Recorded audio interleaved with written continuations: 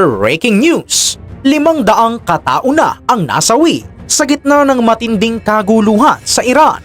Umuusok ang mga kalsada at tila wala ng balikan ang karahasang ito. Ang mga tao ay tinatarget sa mata. Oo, tama ang narinig nyo. Pero bakit nga ba?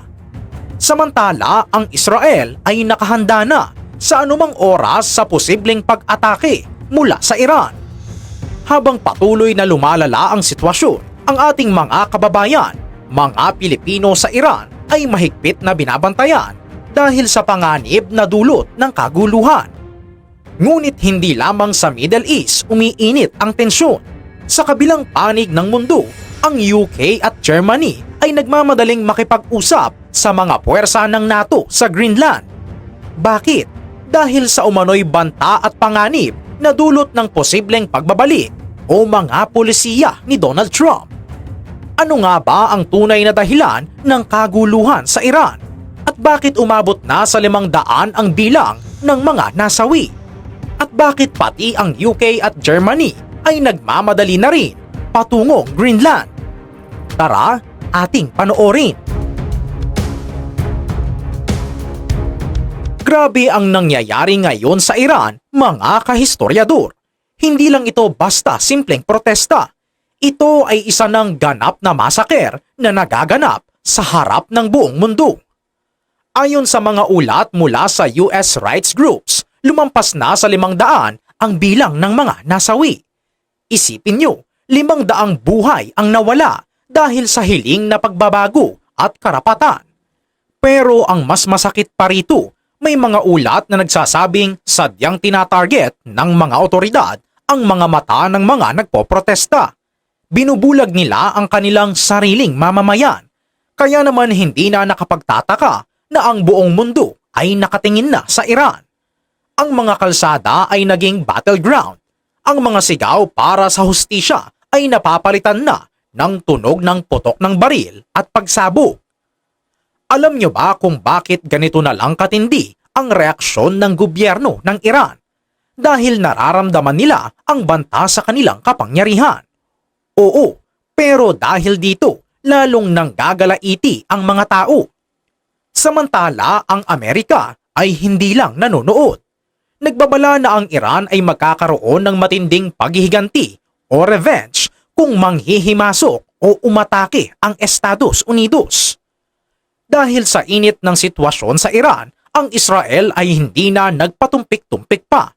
Nakahanda na ang kanilang militar, ang kanilang Iron Dome, ang kanilang mga fighter jets, at ang kanilang mga elite forces ay nasa high alert na ngayon. Alam nyo ba na ang Israel ay laging handa sa posibleng pakikialam ng US sa sitwasyon? Ang Israel at Iran ay matagal nang magkaaway at ang anumang gulo sa loob ng Iran ay tinitingnan ng Israel bilang banta sa kanilang seguridad. Pansinin nyo ang kilos ng Israel. Hindi sila basta-basta nananahimik. Naghahanda sila para sa worst case scenario. Ang takot ng marami ay baka gamitin ng Iran ang tensyon sa loob ng kanilang bansa para maglunsad ng atake sa labas para madistract ang mga tao. At sino ang unang target? Ang Israel. Kaya naman bawat galaw ng Iranian military ay binabantayan ng mga spy satellites ng Israel at Amerika. Ito ay parang isang larong chess, pero ang mga pyesa rito ay mga missiles at buhay ng tao. Ang banta ng US intervention ay lalong nagpapataas ng presyon. Kapag ang Amerika ay pumasok sa eksena, asahan nyo na ang Israel ay hindi magpapahuli.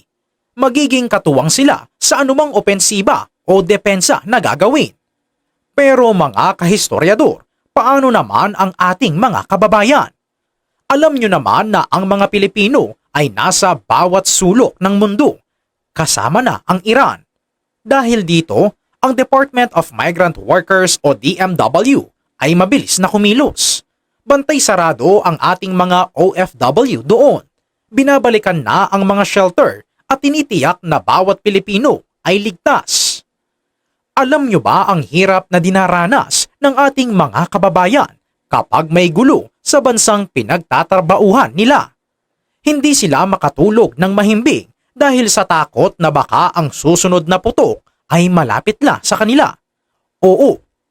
Ayon sa Department of Foreign Affairs o DFA, sa ngayon ay wala pa namang Pilipino na direktang tinamaan o nasaktan sa mga madugong protesta sa Iran. Pero hindi ito sapat na dahilan para maging kampante tayo. Ang utos ng DMW ay maging alerto. Ang mga pamilya rito sa Pilipinas ay balisa, kaya ang bawat ulat mula sa DFA ay mahalaga para sa katahimikan ng kanilang loob. Samantala sa Greenland, ang United Kingdom at Germany, kinakausap na nila ang mga puwersa ng NATO sa Greenland. Bakit sa Greenland? Dahil ito ay isang strategic location sa North Atlantic dahil sa banta ni Donald Trump. Nag-aalala ang UK at Germany na baka magbago ang tono ni Trump at iwanan ng Amerika ang obligasyon nito sa NATO. Kaya naman ang mga bansang ito ay gumagawa na ng sarili nilang mga hakbang para palakasin ang kanilang depensa sa Arctic region at sa Greenland. Gusto nilang pakalmahin ang sitwasyon at siguruhin na kung sakaling magbago ang ihip ng hangin sa Washington, ay handa silang protektahan ang kanilang sariling teritoryo. Ang Greenland ay nagiging sentro ng usapang militar dahil sa yaman nito at sa posisyon nito sa mapa. Ang banta ni Trump ay hindi lang basta sa salita para sa kanila. Ito ay isang panganib sa kanilang national security. Ang Greenland ay kontrolado ng Denmark, pero ang US ay matagal nang may interes dito. Ngayon si Trump gusto nang sakupin ang Greenland. Kaya naman ang UK at Germany ay nababahala na. Kung sino ang may kontrol dito, siya ang may kontrol sa mga bagong trade routes at sa mga mineral sa ilalim ng natutunaw na yelo. Alam nyo ba na ang usaping ito sa Greenland ay usapin din ng soberanya at kapangyarihan sa Europa? Ang NATO forces ay kailangang maging solid. Pero sa banta ni Trump na baka humiwalay o bawasan ang suporta ng US, ang mga bansang tulad ng UK at Germany ay kailangang humanap ng paraan para tumayo sa sarili nilang mga paa. Ang pakikipag-usap nila sa NATO forces sa Greenland ay isang senyales na hindi sila aasa lang sa Amerika. Mga kahistoryador, balikan natin ang Iran. Bakit nga ba sinasabing shot in the eyes o tinitira sa mata ang mga nagpoprotesta sa Iran? Ito ay isang taktika ng pananakot.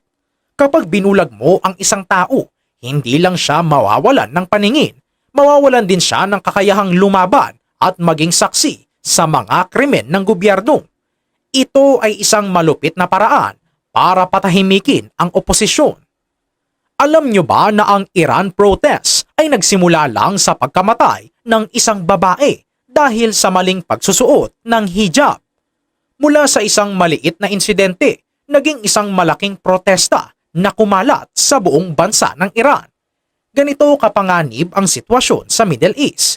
Isang maliit na insidente ay pwedeng magresulta sa 500 patay at banta ng ikatlong digmaang pandaigdig. Kaya naman ang bawat galaw ng mga lider ng bansa ay kritikal. Ang Israel ay hindi pwedeng magkamali. Ang US ay hindi pwedeng basta-basta pumasok.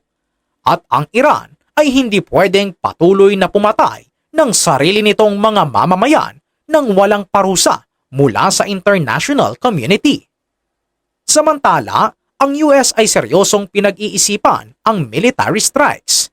Isipin nyo, kapag ang mga Tomahawk missiles ay nagsimulang lumipad patungong Iran, wala nang atrasan ito. Ang Iran ay may kapasidad din na lumaban. Mayroon silang mga drones, missiles, at mga kaalyadong grupo sa Lebanon at Iraq na pwedeng umatake sa mga base ng Amerika. Kaya naman ang buong rehiyon ay nasa panganib na. Ang mga Pilipino sa Iran ay nananatiling matatag. Sa kabila ng putukan at gulo, patuloy silang nagtatrabaho. Pero laging nakahanda ang kanilang mga bag kung sakaling kailanganing tumakbo.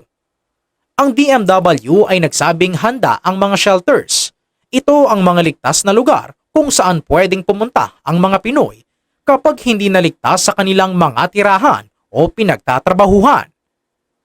Alam nyo ba na ang mga shelters na ito ay may sapat na pagkain at komunikasyon para masigurong hindi sila mawawalan ng ugnayan sa kanilang mga pamilya? Dahil dito, kahit papaano ay nababawasan ang kaba ng ating mga kababayan. Pero hanggang kailan sila magiging ligtas?